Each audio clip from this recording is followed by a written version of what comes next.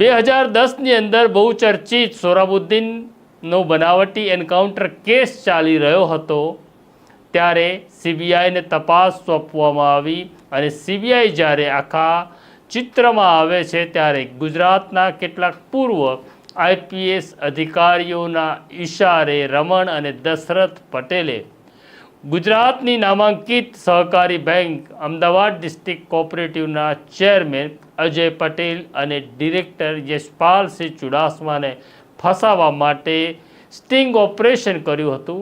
આગળ જતાં આ બંને ચેરમેન અને ડિરેક્ટરને કોર્ટે છોડી મૂક્યા, પરંતુ સમયનું ચક્ર એવું બદલાયું કે આ બંને ભાઈઓ પર એક પછી એક જમીન ઘસવાના કેસ થયા અને આ આખી ઘટનાનો પ્રારંભ ત્યારે થયો કે જ્યારે તેમની પુત્રવધુએ સાસરિયા ત્રાસ આપે છે તેવી ફરિયાદ કરી અને પછી વાત જેલ સુધી લંબાતી રહી।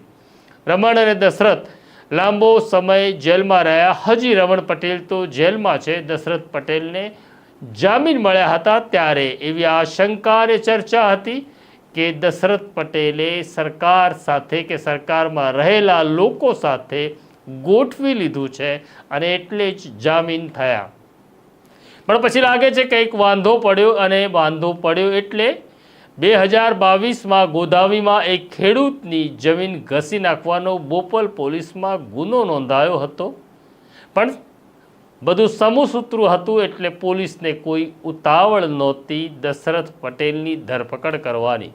પોતાની સામે ફરિયાદ નોંધાયા પછી નવેમ્બર 2025માં દશરથ પટેલ પહોંચે છે ગુજરાત હાઈકોર્ટ અને ફરિયાદ રદ કરવાની માગણી કરે છે। બંને પક્ષકારોને સાંભળ્યા પછી હાઈકોર્ટે ફરિયાદ રદ કરવાની પિટિશનને ફગાવી દીધી અને બસ ત્યારથી દશરથ પટેલ ફરાર હતા। અમદાવાદ જિલ્લાની સાણંદ કોર્ટે તેમને કોર્ટ સામે હાજર થવાનું ફરમાન કર્યું, વોરંટ કાઢ્યું, પણ દશરથ પટેલ આવ્યા નહીં। ફેબ્રુઆરીમાં સાણંદની કોર્ટે તેમને ભાગેડુ જાહેર કર્યા અને બસ તે ભાગતા ફરી રહ્યા હતા। રાજસ્થાનમાં જ્યાં ભગવાન નાથદ્વારાનો વાસ છે ત્યાં દશરથ પટેલ વિસામો કરી રહ્યા હતા। ત્યાંની એક લક્ઝુરિયસ હોટલમાં સંતાઈને બેઠા હતા। પોતાનો મોબાઈલ ફોન સ્વિચ ઓફ રાખ્યો હતો, પણ નાથદ્વારાને ખબર હતી કે લોકોની આતરડી કકળાવી ગરીબોની જમીન હડપ કરનારને માફ કરી શકાય નહીં।